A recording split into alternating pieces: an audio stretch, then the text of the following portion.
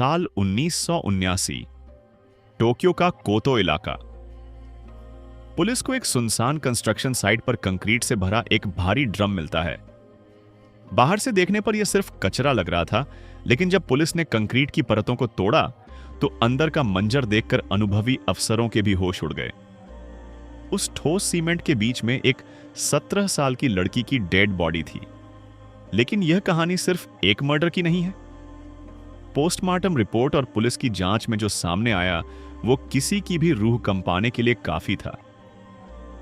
झुनको की मौत उस दिन नहीं हुई थी जब उसकी बॉडी मिली। उसकी मौत तो 40 दिन पहले ही शुरू हो गई थी। उसे 44 दिनों तक एक घर में बंधक बनाकर रखा गया, जहां इंसानियत की सारी हदें पार कर दी गईं। और सबसे भयानक बात, यह सब किसी जंगल या तहखाने में नहीं, बल्कि एक रिहायशी इलाके के घर में हुआ, जहां 100 से ज्यादा लोगों को इस अपराध की खबर थी, मगर सब खामोश रहे। आज उलझे किस्से में हम जापान के इतिहास के सबसे क्रूर और दर्दनाक केस की फाइल खोलेंगे।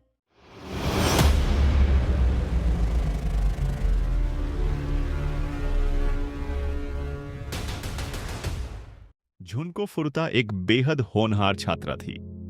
सैतामा के यशियो मिनामी हाई स्कूल में पढ़ने वाली झुनको न शराब पीती थी, न पार्टियों में जाती थी। उसका एक ही सपना था, पढ़ लिखकर अपने पैरों पर खड़ा होना। अपनी ग्रेजुएशन ट्रिप के लिए वो स्कूल के बाद एक फैक्ट्री में पार्ट टाइम जॉब भी करती थी। लेकिन उसकी यही सादगी उसकी दुश्मन बन गई।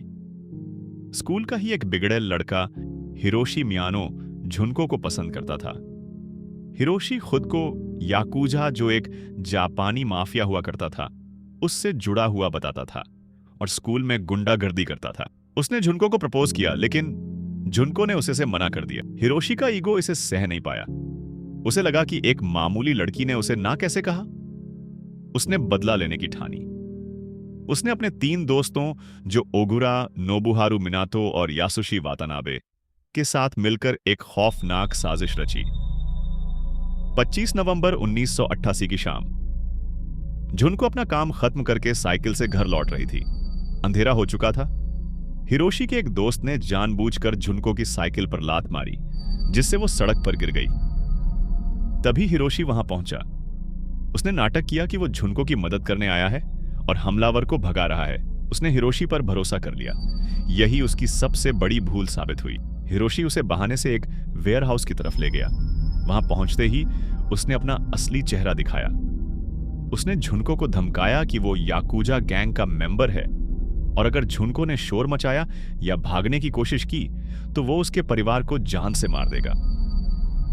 परिवार की सेफ्टी के डर से झुनको ने अपनी आजादी गिरवी रख दी। उसी रात उन चारों ने झुनको के साथ दुष्कर्म किया। लेकिन यह तो बस शुरुआत थी। वो उसे वहां से उठाकर टोक्यो के अदाची जिले में ले गए, नोबुहारू मिनातो के घर। यह वही घर था जो अगले 44 दिनों तक झुनको के लिए एक जीता जागता नर्क बनने वाला था। इस केस का सबसे कड़वा सच यही है, जिस घर में झुनको को कैद रखा गया, वहां मिनातो के मां बाप और भाई भी रहते थे। झुनको को दूसरी मंजिल के एक कमरे में रखा गया था। शुरू में इन लड़कों ने झुनको से जबरदस्ती उसके घर फोन करवाया और बुलवाया कि वो अपनी मर्जी से घर छोड़कर भागी है। लेकिन कुछ ही दिनों में मिनातो के माता पिता को समझ आ गया था कि ऊपर कुछ गलत हो रहा है। उन्होंने झुनको को देखा था, उसकी हालत देखी थी, लेकिन उन्होंने पुलिस को फोन नहीं किया। क्यों? क्योंकि उन्हें अपने बेटे से डर लगता था और उससे भी ज्यादा उन्हें डर था समाज में बदनामी का। उन्हें लगा कि पुलिस आई तो उनकी इज्जत मिट्टी में मिल जाएगी। उनकी इस चुप्पी ने उन दरिंदों के हौसले और बढ़ा दिए। सिर्फ मां बाप ही नहीं, रिपोर्ट्स बताती हैं कि उन 44 दिनों में हिरोशी और उसके दोस्तों ने कई बार अपने और दोस्तों को भी वहां बुलाया। लगभग 100 लोग उस घर में आए गए। कई लोगों ने झुनको के साथ दरिंदगी की, कई ने तमाशा देखा। उनमें से किसी एक ने भी पुलिस को एक कॉल करने की जहमत नहीं उठाई। सब अपनी अपनी दुनिया में मस्त रहे, जबकि एक लड़की तिल तिल कर मर रही थी। अगले 44 दिनों तक झुनको के साथ जो हुआ वो किसी भी इंसान की कल्पना से परे है। उसे एक वस्तु समझा गया।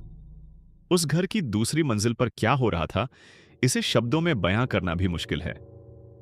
झुनको अब उनके लिए एक इंसान नहीं थी, वो बस गोश्त का एक टुकड़ा बन गई थी।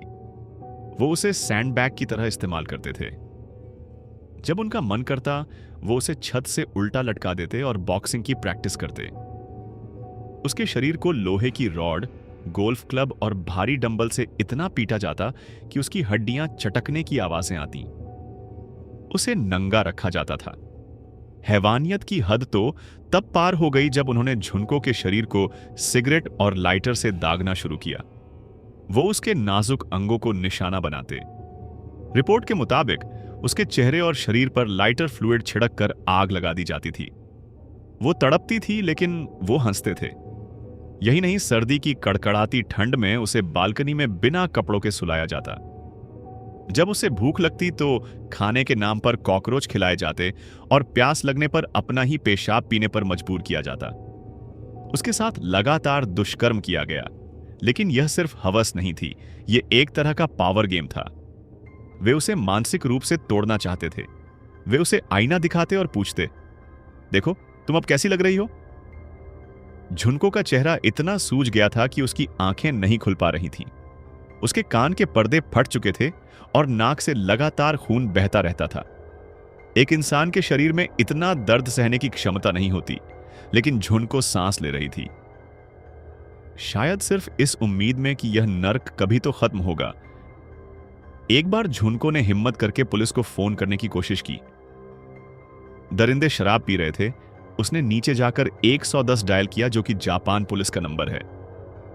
लेकिन किस्मत खराब थी। कॉल कनेक्ट होने ही वाली थी कि हिरोशी ने देख लिया। उसने फोन काट दिया। इस कोशिश की सजा उसे बहुत भयानक मिली। उन्होंने उसके पैरों पर लाइटर फ्लूइड छिड़क कर आग लगा दी। उसके शरीर के नाजुक अंगों को सिगरेट और मोमबत्तियों से जलाया गया। वो भीख मांगती रही, मुझे मार दो, बस सब खत्म कर दो। लेकिन वो उसे मरने भी नहीं दे रहे थे। वो देखना चाहते थे कि एक इंसान कितना दर्द सह सकता है। अंत में उसका शरीर पूरी तरह जवाब दे गया।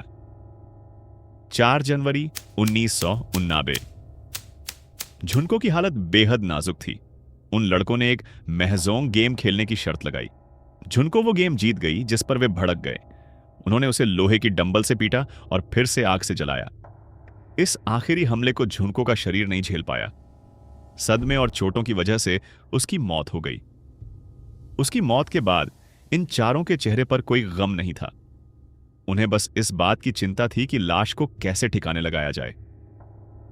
उन्होंने एक 60 गैलन का ड्रम मंगवाया, झुनको के शरीर को उसमें डाला और ऊपर से गीला कंक्रीट भर दिया। उन्हें लगा कि सीमेंट के नीचे झुनको की चीखें हमेशा के लिए दब जाएंगी। उस ड्रम को उन्होंने कोतो इलाके की रिक्लेमड लैंड में फेंक दिया। झुनको के गायब होने के बाद पुलिस तलाश कर रही थी, लेकिन कोई सुराग नहीं था। यह केस शायद कभी नहीं सुलझता अगर हिरोशी मियानो एक और गलती न करता। झुनको की मौत के कुछ हफ्तों बाद पुलिस ने हिरोशी और उसके दोस्त जो ओगुरा को एक दूसरे रेप और मारपीट के मामले में पूछताछ के लिए बुलाया। पुलिस किसी और लड़की के बारे में पूछ रही थी, लेकिन डर के मारे हिरोशी ने सोचा कि पुलिस को झुनको के बारे में पता चल गया है। उसने घबराहट में पुलिस को वो लोकेशन बता दी जहां उन्होंने ड्रम फेंका था। जब पुलिस ने ड्रम बरामद किया और झुनको का शव मिला तो पूरा जापान सन्न रह गया। चारों आरोपियों को गिरफ्तार कर लिया गया, लेकिन यहां सिस्टम ने झुनको को दूसरी बार धोखा दिया। जापान के कानून के मुताबिक उस वक्त ये चारों माइनर्स थे, इसलिए इतनी हैवानियत के बावजूद उन्हें फांसी या उम्र कैद नहीं दी जा सकती थी। मुख्य आरोपी हिरोशी मियानो को सिर्फ 20 साल की सजा मिली। नोबुहारू मिनातो, जिसका घर था, उसे 5 से 9 साल की सजा मिली। बाकी दोनों को भी कम सजाएं मिली। झुनको का परिवार कोर्ट में रोता रहा। जनता प्रदर्शन करती रही, लेकिन कानून के हाथ बंधे थे। दरिंदों ने कोर्ट में कोई पछतावा नहीं दिखाया, बल्कि वे मुस्कुराते रहे। आज की डेट में ये चारों अपनी सजा पूरी करके जेल से बाहर आ चुके हैं। वे आजाद हैं। जो ओगुरा ने जेल से छूटने के बाद अपना नाम बदल लिया, लेकिन अपनी आदतें नहीं। उसे 2004 में एक और मारपीट के जुर्म में फिर से गिरफ्तार किया गया था। बाकी तीनों भी नाम और पहचान बदलकर समाज में कहीं ना कहीं जी रहे हैं। शायद उन्होंने शादी कर ली हो, शायद उनके बच्चे हों, लेकिन झुनको का सब कुछ वहीं 17 साल की उम्र में उस ठंडे कंक्रीट में खत्म हो गया। यह केस हमें सोचने पर मजबूर करता है क्या नाबालिग होने का मतलब है कि आप शैतान बन सकते हैं और कानून आपको बच्चा समझकर माफ कर देगा? और सबसे बड़ा सवाल उस समाज से है, वो 100 लोग, वो माता पिता, क्या वो कम दोषी थे? आपकी क्या राय है? कमेंट्स में जरूर बताएं। क्या ऐसे अपराधियों को सुधरने का मौका मिलना चाहिए या फांसी ही इनका एकमात्र इलाज है? ऐसी ही और कहानियों और अनसुलझे रहस्यों के लिए उलझे किस्से को सब्सक्राइब करें। हम फिर मिलेंगे एक और सच के साथ।